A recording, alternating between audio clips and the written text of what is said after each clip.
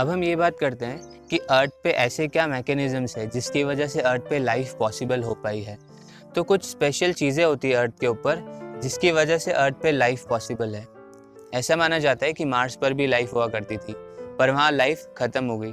तो ऐसा क्यों हुआ वो अभी आपको इससे समझ में आएगा। तो अर्थ के पास ओजोन लेयर है, अर्थ के पास एक प्रॉपर एटमॉस्फेयर है, अर्थ जो है वो एक प्रॉपर डिस्टेंस पे है सन से, जिसे हम गोल्डीलॉक्स रीजन बोलते हैं, जहाँ पर वाटर जो है वो लिक्विड फॉर्म में भी रह सकता है, सॉलिड में भी रह सकता है और गैसियस स्टेट में भी रह सकता है। और एक और इम्पॉर्टेंट जो चीज़ है अर्थ के पास वो है अर्थ का मैग्नेटिक फील्ड। ठीक है, तो ये क्या करते हैं ये चारों चीज़ें, हम इसके बारे में बात करेंगे। So first of all ozone layer. तो ओजोन लेयर आपको पता ही है कि जो सनरेज होती है, तो सनरेज में बहुत सारी यूवी रेज और दूसरी हार्मफुल रेडिएशंस भी हो सकते हैं। सो जो ओजोन लेयर होती है जो स्ट्रेटोस्फीयर में प्रेजेंट होती है, जैसे हमने बात की थी, ओजोन लेयर क्या करती है, हमें वो जो यूवी रेज डायरेक्टली हमारे अर्थ के सरफेस तक आ सकती है उसे थोड़ा फिल्टर कर देती है। ऑब्वियसली कंप्लीटली फिल्टर तो नहीं करती है, इसीलिए हमें सनस्क्रीन्स वगैरह लगाना पड़ता है अगर बहुत ज़्यादा सनलाइट हो तो। बट मोस्टली क्या करता है, जो यूवी रेज होती है उसको ओजोन लेयर फिल्टर कर देती है। तो अगर ओजोन लेयर नहीं होती तो हमारे यहाँ पे लाइफ का एग्जिस्ट करना बहुत मुश्किल हो जाता है। मतलब जो ये इतना कॉम्प्लेक्स लाइफ है, जो बैक्टीरिया वायरसेस है, वो तो ऑलमोस्ट हार्श से हार्श इन्वायरमेंट में भी सर्वाइव कर जाते हैं। तो जो अभी इस तरह का जो लाइफ है, जो ऑक्सीजन बेस्ड और इतना कॉम्प्लेक्स लाइफ है, उसकी हम बात कर रहे हैं इन सभी चीज़ों में। ठीक है, by the way ozone layer किससे बनी हुई होती है? ओजोन बनी होती है O3 यानी कि ऑक्सीजन के 3 मॉलिक्यूल से। तो ऑक्सीजन जो है उसके 2 मॉलिक्यूल यानी O2 वो हमारे लिए इनहेल करने में, हमारी बॉडी के जो बेसिक फंक्शंस है उनके लिए एसेंशियल होते हैं। तो O3 जो होता है वो हमें यूवी रेज से प्रोटेक्ट करता है। अब ओजोन लेयर के बारे में आपने सुना ज़रूर होगा कि डिप्लीशन हो रहा था और बहुत सी प्रॉब्लम्स हो रही थी। तो ये 1950s की बात है। उस टाइम पर एसीज जो थे वो नए नए इन्वेंट हुए थे और एसीज के अंदर क्लोरोफ्लोरोकार्बन यानी कि CFC एक कुछ गैसेस होती थी जो यूज़ की जाती थी। अब जो क्लोरोफ्लोरोकार्बन होती है वो एक इस तरह की गैस थी जो कि O3 यानी ओजोन के साथ रिएक्ट करके उसे डिप्लीट कर देती थी, मतलब उसको कुछ और केमिकल्स में कन्वर्ट कर देती थी, जिस वजह से जो ओजोन होती थी वो मतलब ओजोन यानी कि O3 जो होती थी वो कम होती जाती थी। तो जब बहुत ज़्यादा इसका यूज़ बढ़ने लगा तो इवन जो अंटार्कटिका जो है वहाँ पर उसके ऊपर उस रीजन में जो ओजोन लेयर थी वो बहुत पतली हो गई थी, ऑलमोस्ट ख़त्म होने की कगार पर आ गई थी। अब अंटार्कटिका पे क्यों? क्योंकि यूज़ तो हम CFC हमारे जैसे अमेरिका या एशिया यहाँ पर कर रहे, यूरोप में कर रहे, तो अंटार्कटिका की तरफ क्यों होल हुआ? तो उसका रीज़न ये है कि जो ये गैसेस थी वो जो हमारा अर्थ का कुछ विंड का जो सिस्टम होता है मोशन का, तो वो कुछ इस तरह से होता है कि वो अंटार्कटिका की तरफ उसे ले जाती थी, उस पर्टिकुलर हार्मफुल गैसेस को। तो उसके डिटेल में तो अभी हम नहीं जाएंगे। सो अंटार्कटिका में इस तरह से उसके ऊपर होल होने लगा था एटमॉस्फेयर में। तो अब फिर 1980s के बाद क्या डिसाइड किया गया, सभी कंट्रीज़ ने, ये बहुत अच्छा एक इनिशिएटिव था, सभी ने डिसाइड किया कि CFC को बैन कर दिया जाएगा और इसे यूज़ नहीं किया जाएगा। तो फाइनली उसके बाद CFC जब बैन हुआ तो धीरे धीरे जो ओजोन लेयर है अंटार्कटिका के ऊपर वो इम्प्रूव होने लगा और सही होने लगा। और अब हम ऐसा बोल सकते हैं कि अब ओजोन लेयर जो डिप्लीशन जो हुआ था, जो पतली हो गई थी लेयर, तो वो अब पहले से काफ़ी ऑलमोस्ट ठीक हो चुकी है। तो ये बहुत अच्छा एग्जांपल है कि अगर सभी कंट्रीज साथ में आ जाए तो हम जो भी हम अर्थ के लिए प्रॉब्लम्स क्रिएट कर रहे हैं तो उसे ख़त्म कर सकते हैं। अभी क्लाइमेट चेंज एक बहुत बड़ा इशू है और कई लोग इसको सीरियसली नहीं ले रहे हैं, क्योंकि अभी ये थोड़े टाइम बाद इसका इफ़ेक्ट्स होंगे और ग्रेजुअल इफ़ेक्ट्स होते हैं, तो लोगों को इसका समझ में नहीं आता है। जब एकदम से कोई चीज़ होती है, कोई डिज़ास्टर होता है, तभी लोगों को एकदम आँख खुलती है लोगों की। तो क्लाइमेट चेंज भी एक बहुत बड़ा इशू है, तो हमें उसको लेकर भी बहुत काम करना है सभी कंट्रीज़ को। अगला जो डिफेंस मैकेनिज़्म है अर्थ का, वो है अर्थ की मैग्नेटिक फील्ड। अर्थ की जो मैग्नेटिक फील्ड है ये इतना इम्पॉर्टेंट है कि इसी की वजह से मार्स पे लाइफ ख़त्म हुई थी। अभी कैसे वो हम समझेंगे। सो जो अर्थ है, अर्थ के अंदर जैसे हमने बात की थी कि मोल्टन मेटल है मेंटल के अंदर, उसके बाद फिर कोर भी है। तो ये जो सॉलिड कोर है और जो ये मोल्टन मेटल है, जब ये मूव करते हैं तो इनके मोशन की वजह से एक मैग्नेटिक फील्ड जनरेट होती है अर्थ के आसपास। ठीक है, उसी वजह से अर्थ पे नॉर्थ पोल और साउथ पोल हम बोलते हैं। तो अर्थ का जो मैग्नेटिक फील्ड है वो क्या करता है, वो जो सन से हार्मफुल जो रेडिएशंस होते हैं, जो चार्ज पार्टिकल्स आते हैं, जो आयंस आते हैं, उनसे क्या करता है, हमें प्रोटेक्ट करता है। कैसे? तो जो मैग्नेटिक फील्ड होता है वो चार्ज पार्टिकल्स जब उसकी तरफ आते हैं, अर्थ की तरफ आते हैं, तो मैग्नेटिक फील्ड उन्हें डिफ्लेक्ट कर देती है। ठीक है।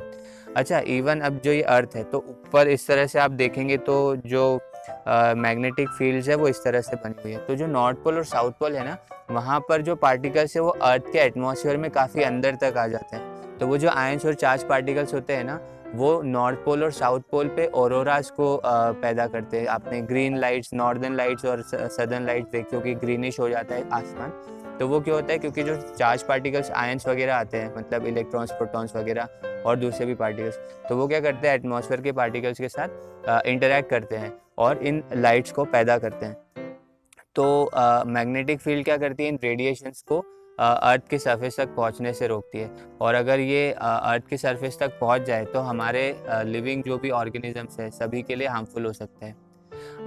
अब ये जो मैग्नेटिक फील्ड होती है वो एक और चीज़ करती है कि जो हमारा एटमॉस्फेयर है उसको भी प्रोटेक्ट करता है। तो मार्स पे क्या हुआ था, मार्स जो है वो, जैसे अभी हमने बात की कि मैग्नेटिक फील्ड क्यों बनती है, क्योंकि अर्थ गर्म है और उसके अंदर मोल्टन मेटल और कोर वगैरह है, आयरन कोर। तो मार्स पे भी जब वो मार्स अंदर का जो टेम्परेचर था, जब उस पर हाई था, हॉट टेम्परेचर था, तो मार्स पे भी एक मैग्नेटिक फील्ड थी। पर ग्रेजुअली मार्स जो था वो छोटा है तो वो जल्दी ठंडा हो गया, तो उस वजह से वहाँ की मैग्नेटिक फील्ड ख़त्म हो गई। जब वहाँ की मैग्नेटिक फील्ड ख़त्म हुई तो जो सन से जो रेडिएशंस आती है उन्होंने क्या किया, उस एटमॉस्फेयर को, मार्स के एटमॉस्फेयर को थिन कर दिया और चेंज कर दिया। तो अगर वहाँ पे लाइफ एग्जिस्ट करती होगी तो वहाँ पे लाइफ ख़त्म हो गई। अर्थ पे भी ऐसा हो सकता है, अगर अर्थ की मैग्नेटिक फील्ड ख़त्म हो जाए तो हमारा जो एटमॉस्फेयर है वो धीरे धीरे थिन होता जाएगा, गैसेस जो होगी वो दूसरी चेंज हो जाएगी, और जो अर्थ पे लाइफ जो हमारे अर्थ पे है वो भी फिर एग्जिस्ट नहीं कर पाएगी प्रॉपरली। तो मैग्नेटिक फील्ड बहुत इंपॉर्टेंट है। अब एक इंटरेस्टिंग फिनोमेना ये है कि जो मैग्नेटिक फील्ड होती है ना, वो हर कुछ टाइम में ऐसे स्विच करती है। मतलब नॉर्थ, अभी जैसे ये नॉर्थ पोल है और साउथ पोल है, तो थोड़े दिनों बाद क्या होगा, ये स्विच होके क्या हो जाता है, साउथ पोल और नॉर्थ पोल उल्टा हो जाता है। अब इसमें करीब करीब 10 लाख साल के आसपास लगते हैं। और स्विच ऐसे थोड़ा धीरे धीरे ऐसे स्विच होती रहती है मैग्नेटिक फील्ड। और तो अभी भी मैग्नेटिक फील्ड जो है वो चेंज हो रही है। जैसे आपने सुना होगा ना कि जो नॉर्थ, जो जोग्राफिक नॉर्थ है और जो मैग्नेटिक नॉर्थ है वो एक पॉइंट पे नहीं है। मैग्नेटिक नॉर्थ थोड़ा इधर साइड है, ठीक है। मतलब ये जोग्राफिक नॉर्थ है और साउथ है, और ये मैग्नेटिक नॉर्थ और साउथ है। तो वो ऐसा क्यों? क्योंकि मैग्नेटिक फील्ड ऐसे मूव करती रहती है। और ये क्यों होता है, इसका प्रॉपर एक्सप्लेनेशन तो अभी हमारे पास नहीं है, क्योंकि अंदर अर्थ में कुछ इस तरह से चेंजेस होते हैं कि वो मैग्नेटिक फील्ड्स को फ्लिप कर देता है। और ऐसा पहले भी हुआ है। ऐसा पहले हुआ है, ये हमें कैसे पता? तो इसलिए पता है क्योंकि हमारे पास, हमने जो अर्थ में जैसे ये रॉक्स जम जाती है, ठीक है, लेयर वाइज। तो जो पुरानी रॉक्स होती है वो नीचे होती है, फिर ऊपर नई रॉक्स, फिर और नई रॉक्स, ठीक है। तो वो जो मैग्नेटिक रॉक्स होती है कुछ, तो उसमें ऑब्जर्व ये किया गया है कि जैसे जो पुरानी लेयर थी तो उसमें सारी एक नॉर्थ इस तरफ पॉइंटेड थी। फिर जो नई लेयर्स आई थी, जो बाद में थोड़े टाइम बाद जो रॉक्स डिपॉजिट हुई, तो उसमें मैग्नेटिक फील्ड में नॉर्थ इस तरफ है, ठीक है। मतलब जो वो स्टोन्स है तो उसमें कुछ इस तरह से वो अरेंज है कि हमें समझ में आता है कि हाँ, पहले नॉर्थ उधर हुआ करता था, फिर नॉर्थ इधर हो गया। इस तरह से वो फ्लिप होता है थोड़े थोड़े टाइम में। तो हमारे पास इसका प्रूफ भी है। तो ये बहुत इंटरेस्टिंग फिनोमेना है। क्यों होता है इसके बारे में अभी हमें बहुत ज़्यादा इन्फॉर्मेशन नहीं है। फॉर्चुनेटली हम ह्यूमंस मैग्नेटिक फील्ड के बारे में बहुत ज़्यादा कुछ कर नहीं सकते चेंज, इसीलिए अभी मैग्नेटिक फील्ड सेफ है। अभी तक तो हम कुछ नहीं कर सकते, बाद में पता नहीं। नेक्स्ट हम बात करते हैं एयर कंपोजिशन की। तो लाइफ के लिए जो हमारे अर्थ पे जो एयर का कंपोजिशन है, नाइट्रोजन, ऑक्सीजन, CO2 वगैरह जो परसेंटेज है, तो वो प्रेजेंट जो लाइफ फॉर्म्स अर्थ पे है उनके लिए बहुत एसेंशियल है। जैसे हमने बात की कि पहले लाइफ फॉर्म्स जो थे वो मोस्टली CO2 के ऊपर बेस्ड थे, पर ग्रेजुअली जब अर्थ का एटमॉस्फेयर चेंज हुआ तो ऑक्सीजन के ऊपर बेस्ड हुए और लाइफ इतना कॉम्प्लिकेटेड और कॉम्प्लेक्स होता गया। तो अभी भी ऑर्गेनिजम्स है जो CO2 पे सर्वाइव करते हैं, और मोस्ट ऑफ द ऑर्गेनिजम्स जो है वो ऑक्सीजन पे सर्वाइव करते हैं, ठीक है। अब प्लांट्स जो है वो तो CO2 पे सर्वाइव करते हैं अभी भी, ठीक है, आप जैसे देख ही रहे हैं। तो दोनों जो गैसेज है उनके जो कंपोजिशंस है वो बहुत इंपॉर्टेंट है। अगर ये कंपोजिशन चेंज होगा तो अर्थ का पूरा सिस्टम बिगड़ जाएगा लाइफ के लिए, और बहुत सी प्रॉब्लम्स होगी। तो इकोसिस्टम का पूरा बैलेंस बिगड़ सकता है उसकी वजह से। अच्छा, अब ऐसा बोला जाता है कि CO2 ज़्यादा हो गया है तो टेम्परेचर बढ़ता है, ग्रीन हाउस इफेक्ट और ग्लोबल वार्मिंग। तो ये भी इम्पॉर्टेंट बात है कि CO2 जो है वो बहुत कम भी नहीं होना चाहिए, नहीं तो क्या होगा, जो अर्थ पे जो हीट ट्रैप्ड रहती है ना, तो वो हीट ज़्यादा ट्रैप नहीं रहेगी और अर्थ का टेम्परेचर कम हो जाएगा। तो एक ऑप्टिमल वैल्यू होनी चाहिए CO2 की, ना बहुत ज़्यादा ना बहुत कम, ताकि इतना टेम्परेचर मेंटेन रहे। लास्ट एक जो इम्पोर्टेंट रीज़न है अर्थ पे लाइफ एग्जिस्ट करने का, और अर्थ के पास क्या क्या एक इम्पॉर्टेंट डिफेंस मैकेनिज्म के अलावा एक और क्या चीज़ है खास बात, तो वो है अर्थ की पोजीशन। अर्थ जो है वो सन से बहुत ज़्यादा दूर भी नहीं है और बहुत ज़्यादा पास भी नहीं है। अब हम बात करते हैं हैबिटेबल जोन की। अर्थ की एक और ख़ास बात क्या है, अर्थ जो होती है वो गोल्डीलॉक्स रीजन में है, मतलब ऐसा रीजन जिस रीजन में लिक्विड वाटर एग्जिस्ट कर सकता है। मतलब अर्थ जो है वो सन से इतना डिस्टेंस दूरी पे, मतलब वीनस और अर्थ दोनों ही इतना दूर है कि इस रीजन में क्या हो सकता है, जो लिक्विड वाटर है वो यहाँ पे एग्जिस्ट कर सकता है। अगर अर्थ पास में होती जैसे मरकरी और इधर, तो क्या होता है, यहाँ पे बहुत ज़्यादा टेम्परेचर होता और लिक्विड वाटर एग्जिस्ट नहीं कर पाता, वाटर जो है वो गैस में कन्वर्ट हो जाता। और अगर इस रीजन के बाहर होती तो अर्थ जो है वहाँ पे टेम्परेचर काफ़ी कम होता और लिक्विड वाटर सॉलिडिफाई हो जाता। तो ये जो अर्थ है ना वो एक गोल्डीलॉक्स रीजन में है, एक ऐसा रीजन जहाँ पे लिक्विड वाटर एग्जिस्ट कर पाता है, और उसकी वजह से लाइफ हमें जैसी पता है उस तरह की लाइफ पॉसिबल हो पाई, क्योंकि लिक्विड वाटर नहीं होता तो जिस तरह की लाइफ अर्थ पर है वैसी लाइफ पॉसिबल नहीं हो पाती।